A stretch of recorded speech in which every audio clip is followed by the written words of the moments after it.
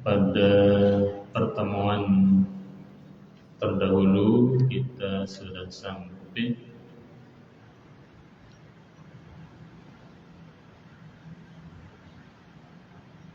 pembahasan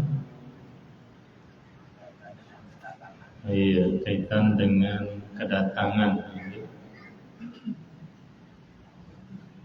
yang qasimu sittatu ajza'in waktu 6 waktu, mulai dari bainal fajri wa khurujil khatibi, terhitung dari terbit fajar, terhitung dari subuh sampai khatib naik mimbar, itu dibagi 6. Jadi kalau subuhnya jam 5, kemudian khatib naik mimbar jam 12, ya tinggal dijumlahkan aja lalu dibagi 6, 7, 8, 9, 10, 11, 12, 7 sama-sama 1 jam 10 menit gitu.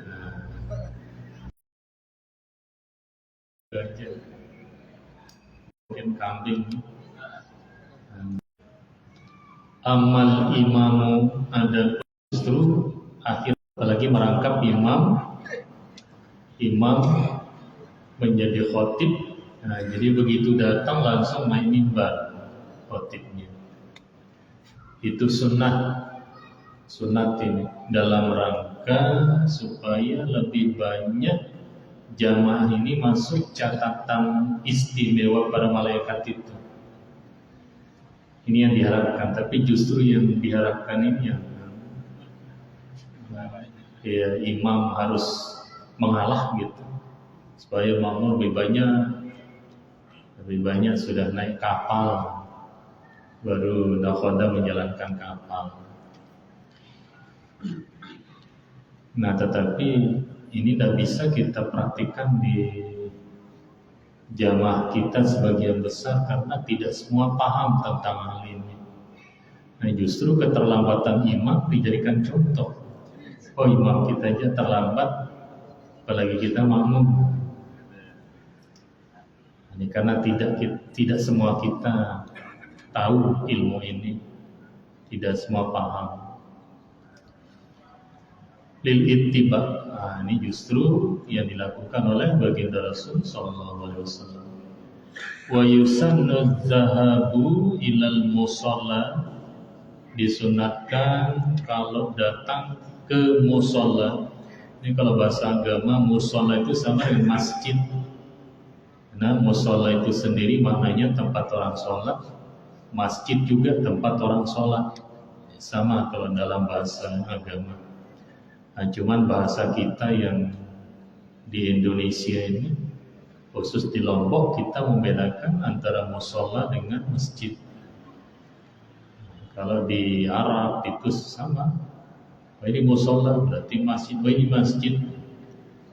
Sama, tempat sholat itu mushola atau masjid, sebutannya sama. Jadi disunatkan kalau datang ke masjid fitoriqin tawilin, melalui jalan yang agak jauhan. Yang rumahnya sebelah sana, sunnahnya masuk lewat sini, pintu gerbang sebelah sini. Nanti waktu pulang baru lewat sana. Yang rumahnya sini, sunnahnya masuk lewat sana. Afdolnya, afdolnya. Tapi kesunahan ini jarang-jarang kita lakukan, jarang-jarang. Kecuali dalam kondisi sadar betul mungkin sadar baru lakukan sunat-sunat seperti itu. Masyian bisakinatin, sunat jalan kaki. Yang dari Kebontalu sunat jalan kaki ke sini.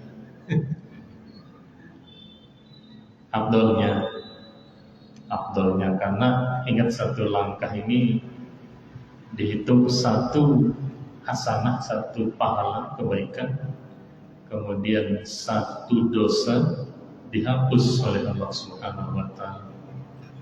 Bahkan dalam riwayat lain, satu langkah derajat kita diangkat oleh Allah Subhanahu wa taala, satu derajat.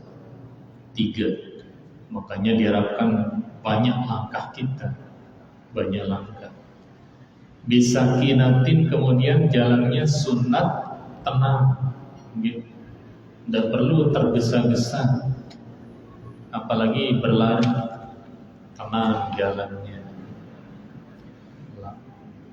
Kalau datangnya pakai kendaraan, ya mungkin agak kurang, gitu. Agak kurang, karena al-ajru ala qadril masyaqqah, kata kaidah itu. Pahala itu tergantung kesukaran, tergantung kesulitan, tergantung kelelahan, itu tenaga yang kita habiskan. Semakin sedikit kesukaran, maka tentu imbalan pahalanya semakin sedikit. Warju'u bi tariqin akhara qasirin. Kalau kembali, sunatnya di jalan yang lebih singkat, lebih singkat. Ini sunnahnya. Wa kadza fi kulli ibadatin. Kesunahan ini dalam seluruh ibadah, tidak hanya datang ke masjid untuk sholat, tapi datang untuk beribadah yang lain. Mengajar ilmu ini kan ibadah. Nah, ya sunat datangnya lewat jalan yang agak jauh. Untuk pergi menuntut ilmu itu ibadah.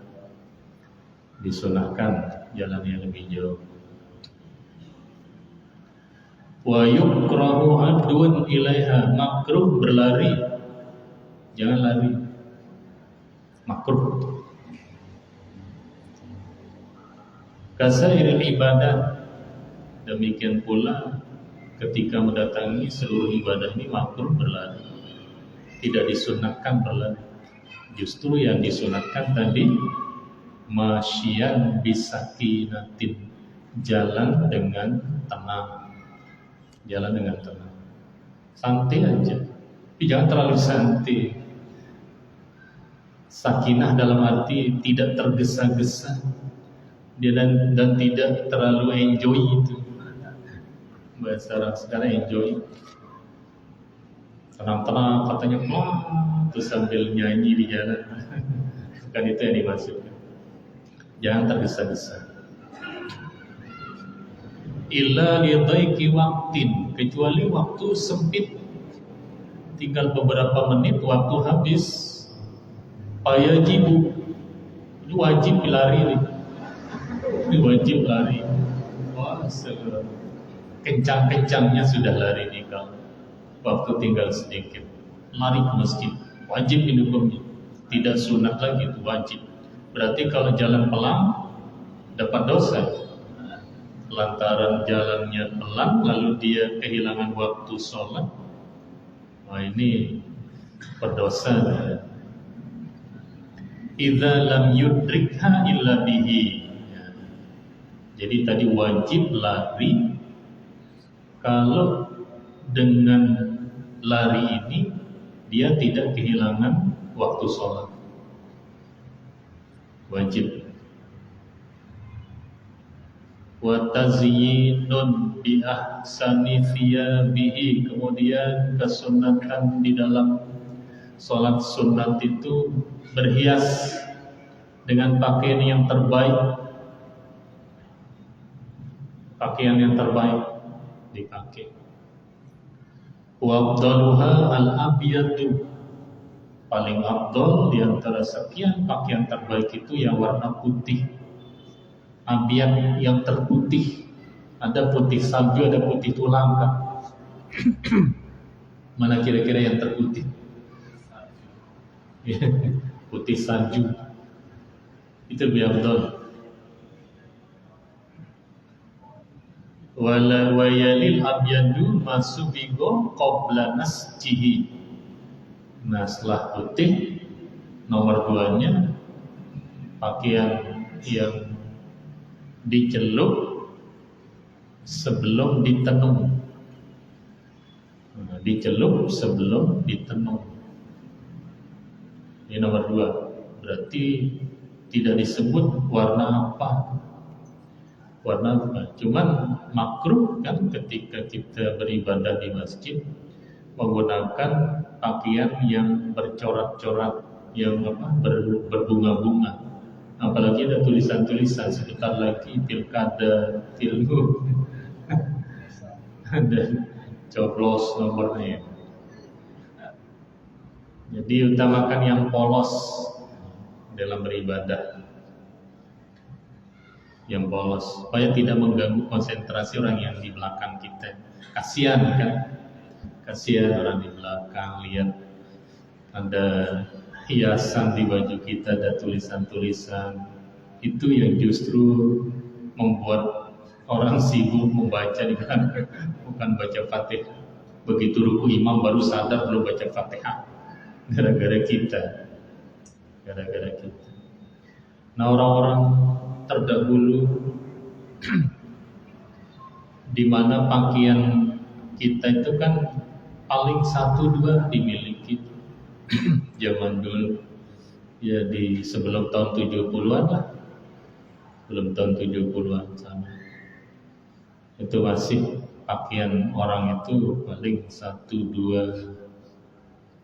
Tapi kalau di kota itu mungkin sama dulu dengan sekarang.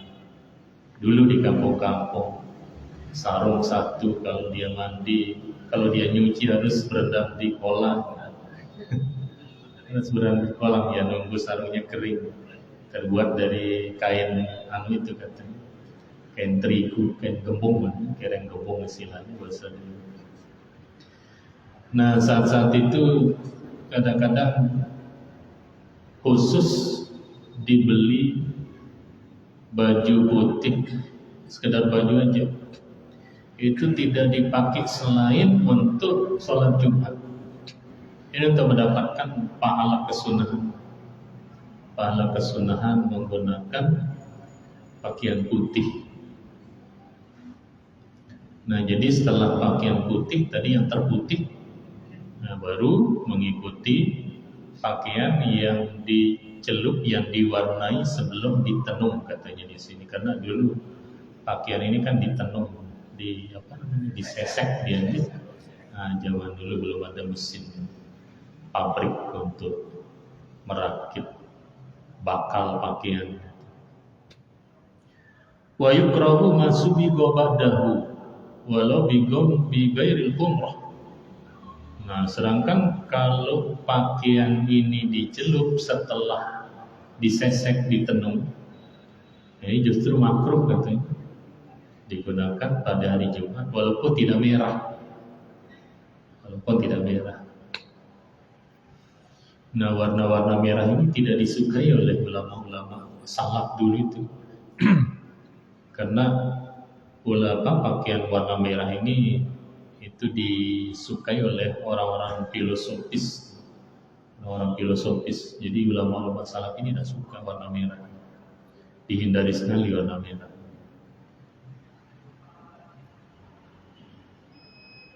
Wa yahrumut tazinu bil hariri walau quzam. Nah, haram berhias dengan kain sutra. Haram laki-laki menggunakan sutra, kecuali tidak ada pakaian selain itu. Justru wajib laki-laki menutup aurat saja dengan sutra. Tapi dalam kondisi biasa itu haram laki-laki menggunakan sutra. Haram dia. Nah, kalau dalam keadaan darurat itu wajib justru laki-laki menutup auratnya dengan sutra.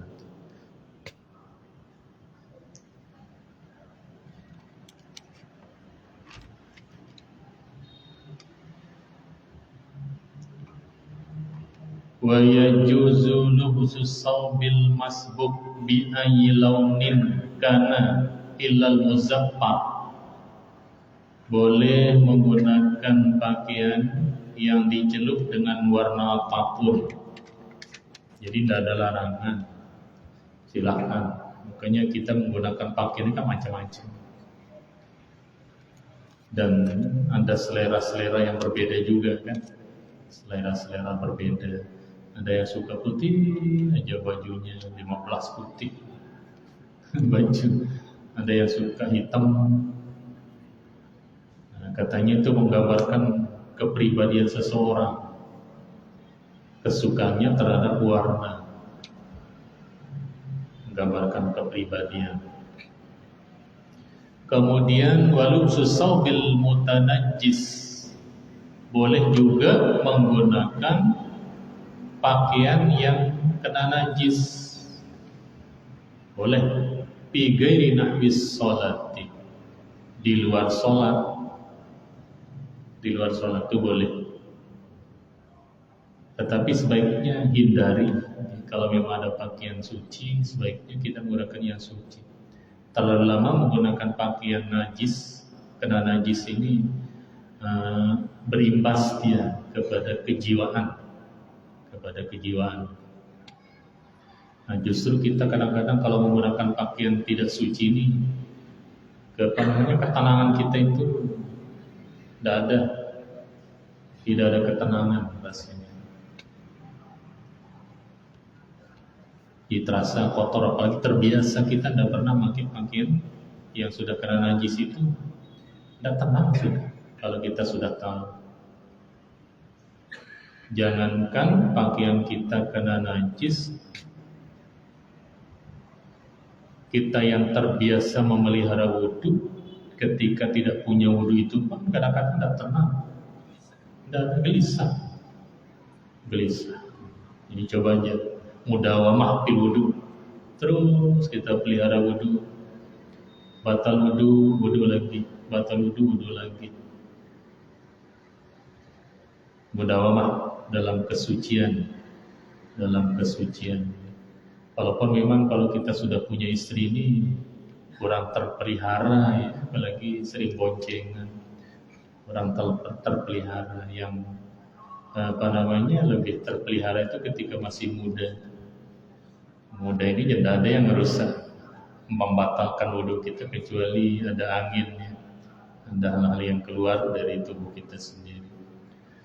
Untuk menyentuh perempuan, ini kan dalam hukum tidak boleh. Jadi kita lebih terpelihara dari hal itu ketika kita bisa memelihara wudhu. Haitsu la rutubata. Jadi tadi boleh menggunakan pakaian yang kena najis kecuali yang basah. Kalau pakaian basah yang kena najis ini berarti tidak boleh. Yang boleh tadi yang kering, sudah kena najis kering itu boleh dipakai. Kalau basah berarti tidak boleh. La jildu maitatin. Nah, kalau kulit bangkai tidak boleh. Kulit bangkai, ada sapi mati, lalu diambil kulitnya, tidak disamak. Nah, ini kulit bangkai kan, tidak disamak, lalu dipakai dia. Nah, ini tidak boleh. Bagaimana menggunakan jaket yang terbuat dari kulit tikus? Ini kan bangkai, kulit biawak, bangkai, tidak boleh. Kalau kita ambil ibaratin, bila daruratin, tanpa darurat. Darurat ini membolehkan yang haram. Darurat membolehkan yang haram. Kaptiro sijil bisabuin kaasatin, seperti menggunakan kulit binatang buas, kulit harimau. Karena harimau ini kan dah halal dimakan, dan bisa dibuat suci juga. Beda dengan kulit binatang yang halal dimakan. Ada sapi dikorban tetapi belum putus auratnya, lalu dia lari ya, terlepas belum terputus urat mari dan kurkumnya itu, atau satu urat saja terputus, lalu dia lari kemudian mati di jalan, atau pisaunya terlepas gitu dan lama dibiarkan, tidak langsung mengambil pisau dan memotong binatang ini, kan ini bangkai jadinya, gitu. Bangkai jadinya. Nah, kulitnya boleh diambil, lalu disamak. Setelah disamak, maka kulit bangkai ini menjadi suci.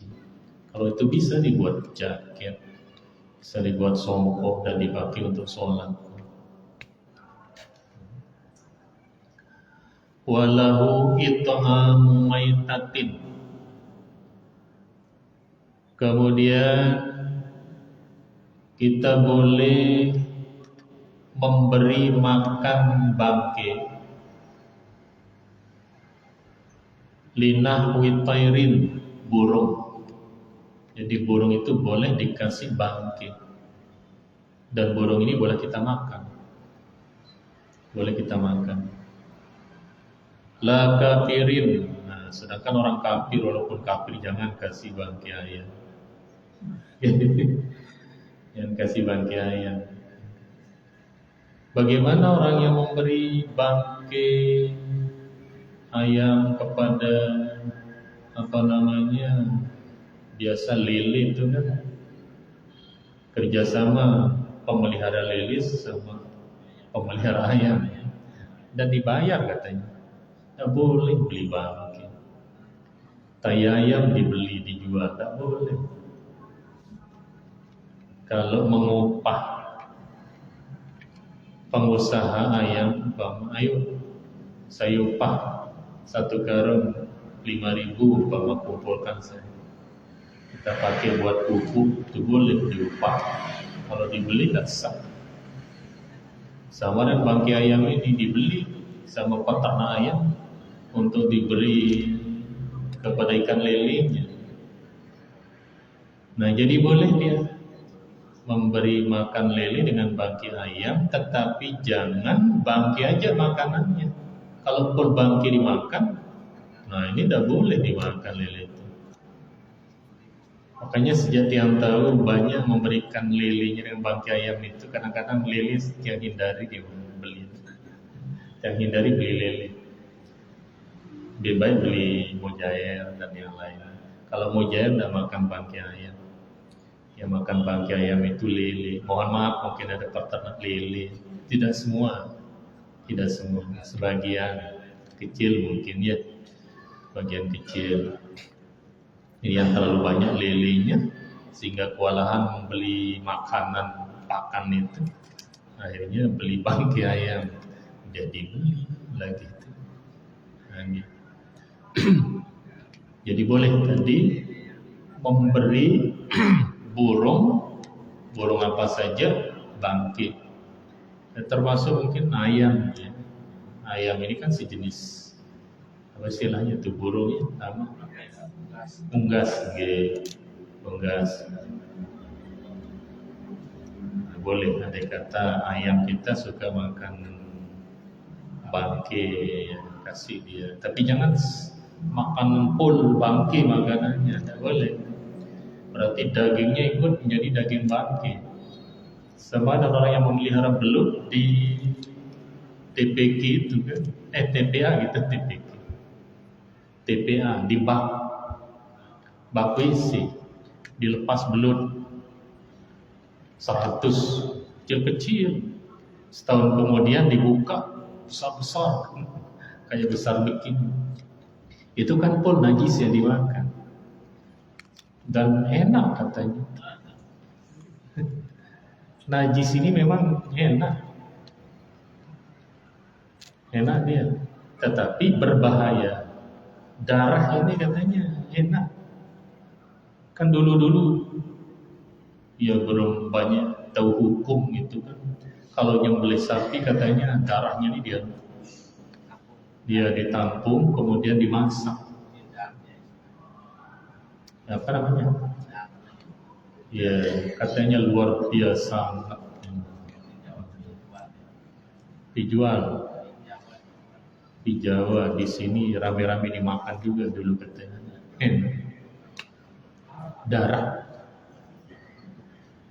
Darah dikumpulkan, ditampung, kemudian dimasak kayak bubur angku itu merah.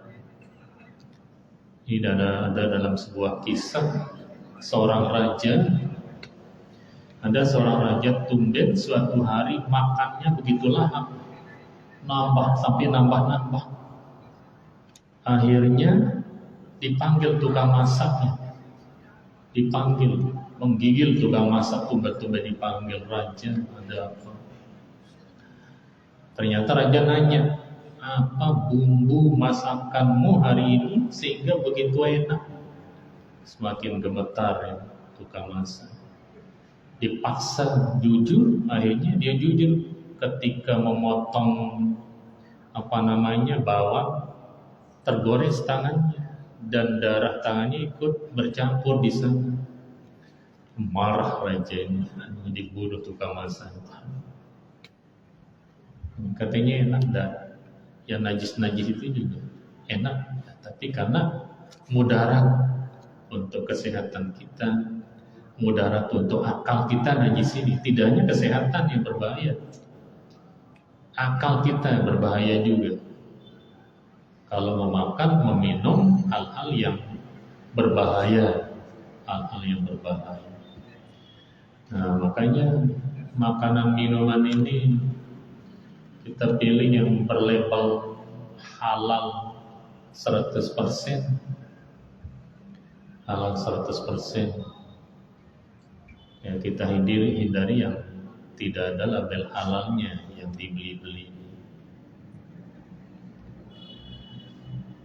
Nah, kemudian la kafirin katanya. Tadi kalau orang kafir, jadi jangan kasih dia bangkai ayam, tidak boleh. Tidak boleh berikan dia bangkai.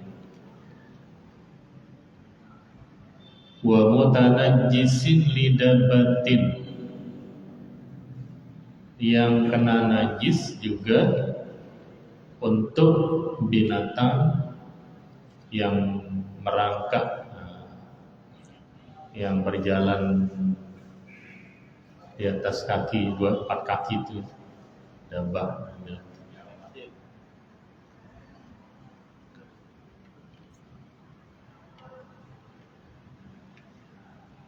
Kemudian wa yahilu ma'al karahati istimalul haji, boleh tetapi makruh menggunakan gading gajah irasi di kepala.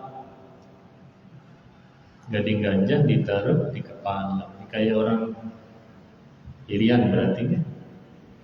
Gading gajah. Kenapa? Iya. Waliyah, demikian pula gading gajah ditaruh di jenggot. Boleh tapi makruh. Haitsu la rutubata, lagi-lagi selama ini tidak basah gading gajah yang kering. Wa israjun bimutanajjisin, boleh membuat minyak lampu dengan mutanajjis, benda yang sudah terkena najis, minyak sudah terkena najis, boleh digunakan sebagai minyak lampu. Bi ghairi mughalazin, selain daripada najis mughalazah, selain daripada minyak yang terkena dengan najis mughalazah. Kalau minyak lampu ini sudah terkena najis mughalazah, ini tidak boleh. Illa fi masjidin. Nah, kalau di masjid, minyak yang sudah terkena najis ini tidak boleh. Sekarang sudah tidak ada lampu-lampu minyak. Wa in qalla dukhanuhu, sekalipun asapnya sedikit di masjid, wajib dijaga kesuciannya. Masjid wajib, makanya haram hukumnya membuang najis kecil apapun di masjid. Jangankan membuang najis, mengotori itu juga tidak boleh di masjid. Di kesuciannya supaya betul-betul masjid ini tetap mulia, tidak ada orang yang jijik datang di masjid. Tidak seperti dulu-dulu masjid itu kan ada pakai jeding dia, pakai kolam. Dan kolam ini tempat orang mandi, laki perempuan lagi di sana. Kemudian bau kolamnya itu udah macam-macam. Karena kalau kita mandi di kolam ini mungkin tidak berlebihan kalau yang bilang wajib kencing itu kan. Wajib kencing. Coba aja mandi di kolam. Kalau orang ngomong itu tandanya dikencing udah. Dikencing. Nah, sehingga bau kolam itu, apalagi kolam yang digunakan ibu-ibu itu, mohon maaf, beda dia kan. Beda. Padahal sama-sama kencing kita ya. Laki juga kencing, perempuan juga kencing. Beda bau kolam. Agak sedap baunya. Wa tasmidu ardin binajesin. Demikian pula boleh memupuk tanah dengan najis. Nah, boleh dia. Tanaman kita pupuk, kasih pupuk dengan tai ayam, tai sapi, tai kambing, boleh. Boleh. Nah, lalu bagaimana hukumnya ada tomat, terong tumbuh? Tumbuh dari kan? Kotoran. Biasanya kalau bahasa kita kan penama, jalur air masuk di sawah itu. Biasanya di sana tumbuh dia tomat, ada terong, ada macam-macam itu linde. Tumbuh dia. Dari mana tumbuhnya? Datangnya dari yang hanyut, dari kotoran orang yang buang hajat di kali itu. Tumbuh. Bagaimana hukumnya? Boleh. Boleh. Bahkan memakan biji-bijian yang sudah ditelan itu aja boleh kita makan kalau keluarnya masih utuh. Bahwa ada tulang nangka tertelan kan? Tertelan, keluar utuh. Tidak ada cacatnya. Utuh sudah tertelan. Basuh dia kemudian masak, boleh.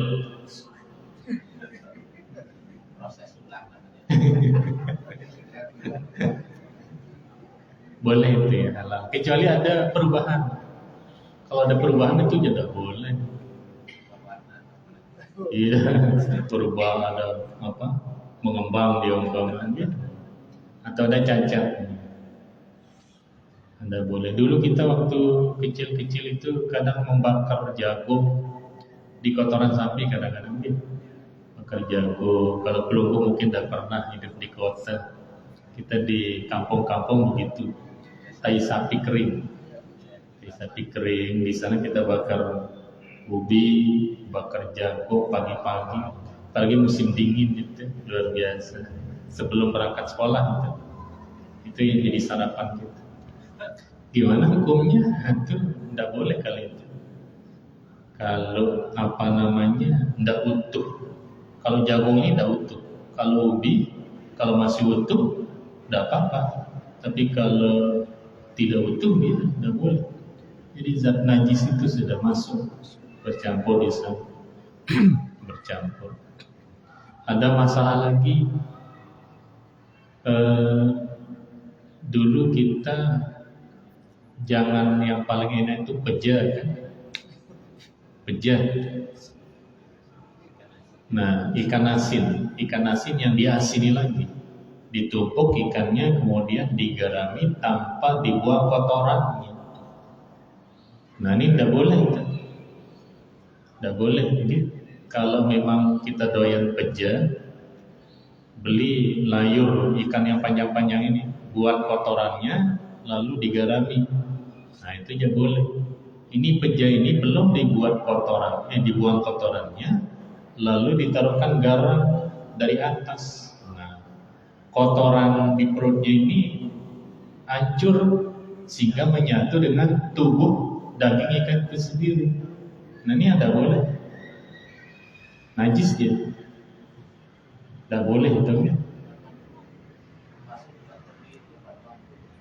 Nah, kalau teri ini kan tidak mungkin kita buang kotorannya, terlalu kecil. Nah, ininya ada apa-apa. Ada apa-apa, cuman mohon maaf, sering tiang ke laut tuh sebelah selatan, musim teri banyak itu ditaruh di lapangan. Lalu ketika disebar itu pakai sapu lidi itu dan dibantu sering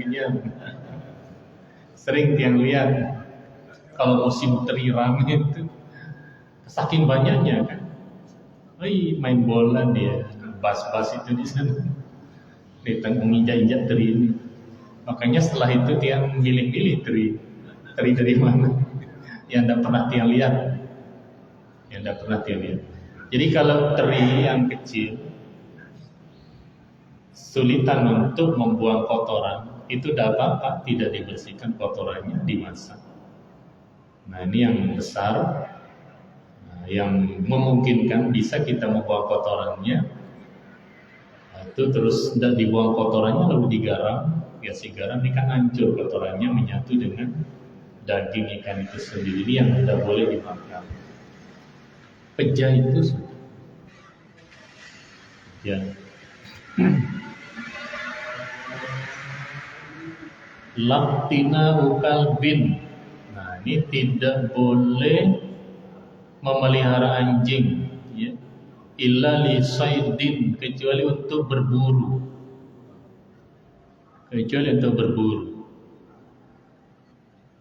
Au hibzi malin, atau untuk jaga kebun, jaga rumah.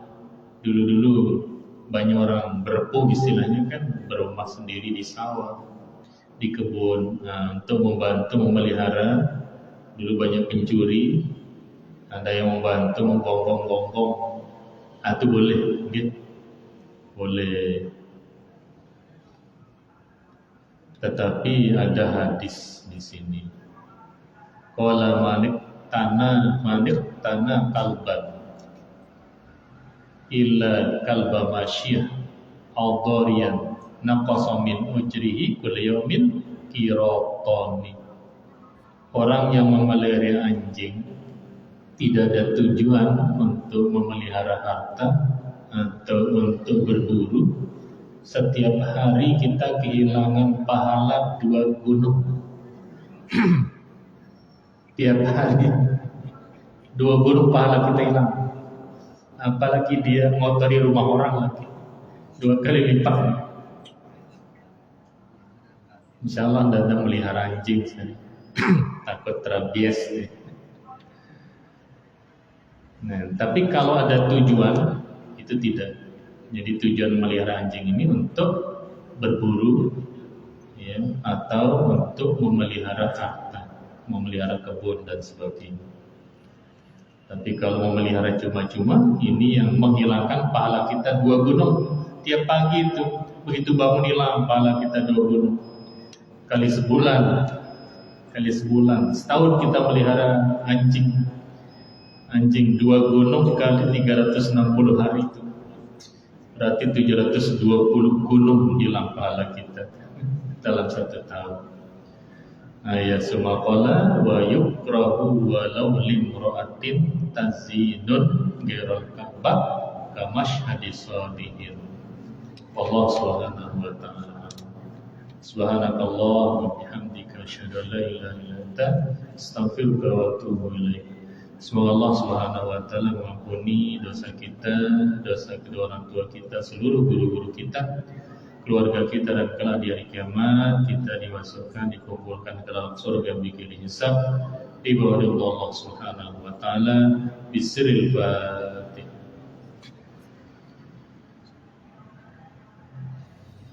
Demikian lebih kurang, mohon maaf, jazakumullah. Allahul muwaffiq wal hadi ila sabilir rasyad.